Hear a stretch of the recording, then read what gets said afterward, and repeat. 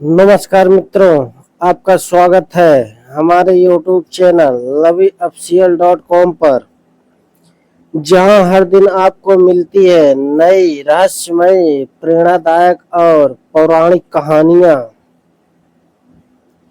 आज हम सुनेंगे शमशान का दुष्ट राक्षस और गुलाम नायिका भाग 10।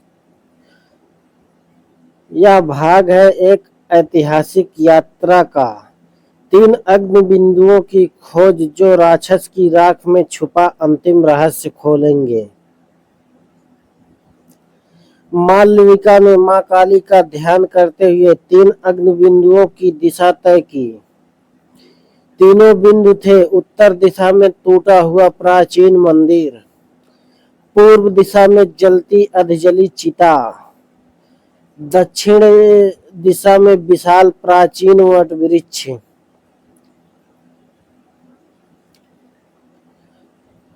पहला अग्निबिंदु टूटा हुआ मंदिर। मालविका ने उत्तर दिशा में कदम बढ़ाया। वह प्राचीन मंदिर तक पहुंची, जिसकी दीवारें वर्षों की बारिश और समय की चोट से बुरी तरह टूट चुकी थी। उसने ध्यानपूर्वक मंदिर के गर्भगृह में प्रवेश किया। वहां एक पुराना शिलालेख था, जो सत्य और भक्ति से इस मंदिर को छुएगा उसे पहला अग्निबिंदु मिलेगा।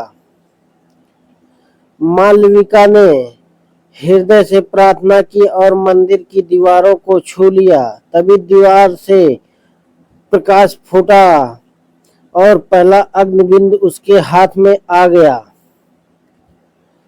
पहला अग्निबिंदु अब मालविका के पास था। दूसरा अग्निबिंदु अधजली चिता। मालविका आगे बढ़ी पूर्व दिशा की ओर।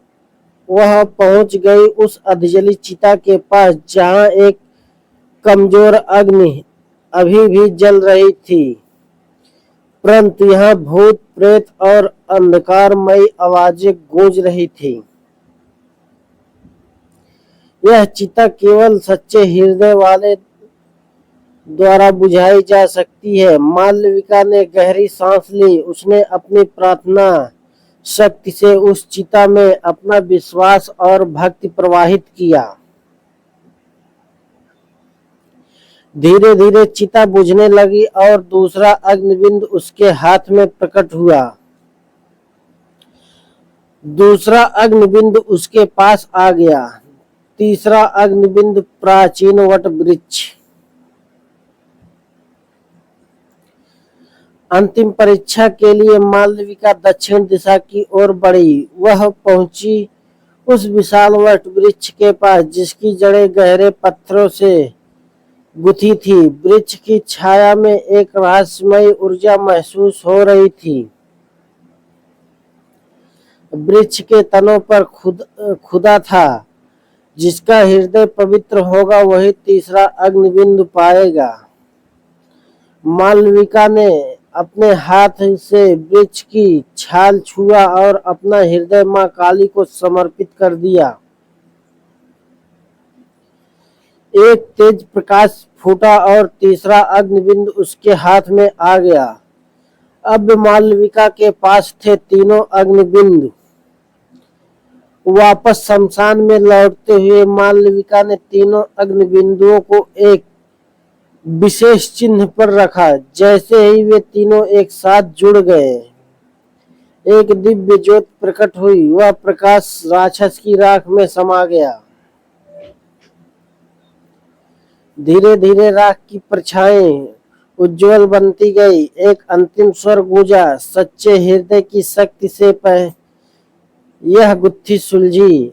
अब शमशान की आत्माएं मुक्त हैं। राक्षस का पुनर्जन्म नहीं होगा। यह भाग हमें सिखाता है कि हर रहस्य की कुंजी आपके भीतर ही छुपी होती है। कठिनाई और अंधकार के बीच भी प्रकाश और विश्वास से राह बनाई जा सकती है। आत्मबल और धर्म के साथ लड़ाई लड़कर हर बंधन को तोड़ा जा सकता है। धन्यवाद मित्रों। यह कहानी कैसी लगी कमेंट बॉक्स में जरूर बताएं। फिर मिलते हैं अगली कहानी के साथ।